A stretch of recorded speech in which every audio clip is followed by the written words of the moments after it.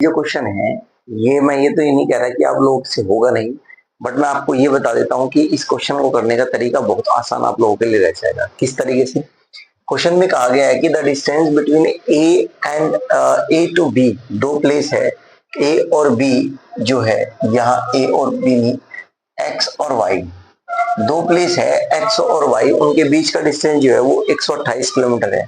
To person A and B start moving at the same time, यानी कि दो व्यक्ति एक ही समय पर चलना स्टार्ट करते हैं दो पॉइंट से, फ्रॉम एक्स एंड वाई, जो पॉइंट जो है वो एक्स वाई से चलते हैं, ठीक है, respectively, if they move in the opposite direction. देखो एक बात याद रखना, इसमें मीटिंग टाइम का कॉन्सेप्ट लगा हुआ है, तो फॉर्मूला ये होता है मीटिंग टाइम का, तो आप याद रखना ये बात, मीटिंग टाइम यहां पर होता है total distance, total distance distance upon relative speed, total distance upon relative speed.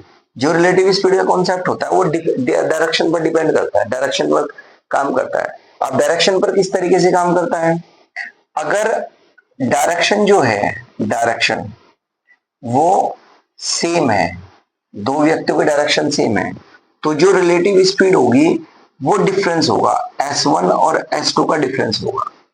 लेकिन अगर डायरेक्शन अपोजिट है, अगर दो व्यक्तियों की डायरेक्शन अपोजिट है, तो स्पीड का सम होगा। यहां आपको ये बात याद रखनी है, और ये बात अगर याद रहेगी तो ये बात मान के चलो कि क्वेश्चन आप लोगों के लिए बहुत का आसान हो गया। चलो, तो मीटिंग टाइम पहले वाले केस में उसने कहा है कि 2 घंटे है, जब वो अपोजिट डायरेक्शन में जाते हैं तो 2 घंटे है। तो क्या यहां से मैं ये कह सकता हूं कि 2 घंटे बराबर 128 का ये दिया है, और रिलेटिव स्पीड अपोजिट डायरेक्शन में S1 प्लस S2 हो जाएगी। यहां से आप ये कहोगे कि S1 प्लस जो S2 है उसकी वैल्यू 64 किलोमीटर आ गई। बताइए, ये बात समझ में आ गई? यहां से 64 किलोमीटर पर आवर आ जाती है वैसे तो ये, तो 64 किलोमीटर पर आ रही। अगले केस में उसने ये कहा है, दूसरे केस में, कि जब ये अपोजिट डायरेक्शन में जाते हैं तब यही डिस्टेंस को कवर करने में मैंने पहले वाले की स्पीड ज्यादा मान ली, दूसरे की कम मान ली। तो यहां से क्या निकल कर I value? S1 minus S2 बराबर आ गया 8 किलोमीटर पर आवर।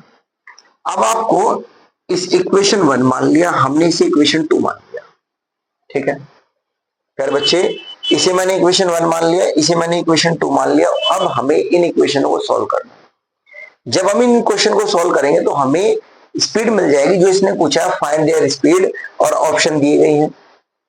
यहां से अब एक आइडिया, अगर थोड़ा सा आप आइडिया लगाओ तो ये भी कह सकते हो, अगर दो स्पीड का डिफरेंस जो है वो 8 होगा, स्पीड का डिफरेंस 8 होगा, ऑप्शन चेक कर लेंगे। ऑप्शन चेक करने पर यहां से पता चला, पहला ऑप्शन देखो ये तो है ही नहीं, कहीं से कहीं तक नहीं, इन दोनों में 5 का गैप है, नहीं है, इन दोनों में तो ज्यादा गैप है, 6 यहाँ यहाँ, ये नहीं, तो ऑप्शन नंबर ए इसका आंसर है। ये था। इसको यहां तक करने के बाद आप आइडिया लगाकर ऑप्शन से एलिमिनेट कर सकते थे और ऑप्शन की हेल्प से भी इस क्वेश्चन को सॉल्व कर सकते थे। उम्मीद है आपको ये क्वेश्चन भी समझ में आ गया होगा, और आपको जितनी भी बातें बताई जा रही है सब बातें आप समझ रहे हैं, और एक एक क्वेश्चन के माध्यम से आप कुछ ना कुछ बातें सीख रहे हैं। और अगर रेगुलर आप इन्हीं बातों को रेगुलर सीखते रहे और प्रैक्टिस करते रहे, क्वेश्चन मिले और ये मेरे द्वारा बताई गई बातें आपको कहीं ना कहीं यूजफुल रहे तो बहुत अच्छा होगा। इसी तरीके से हम भी आगे आप लोगों के लिए वीडियो बनाते रहेंगे, और आप भी हमारे लिए सिर्फ इतना सा काम करें, लाइक और शेयर जरूर करें। मिलते हैं साथियों अगली वीडियो में, तब तक के लिए नमस्कार मेरे दोस्त।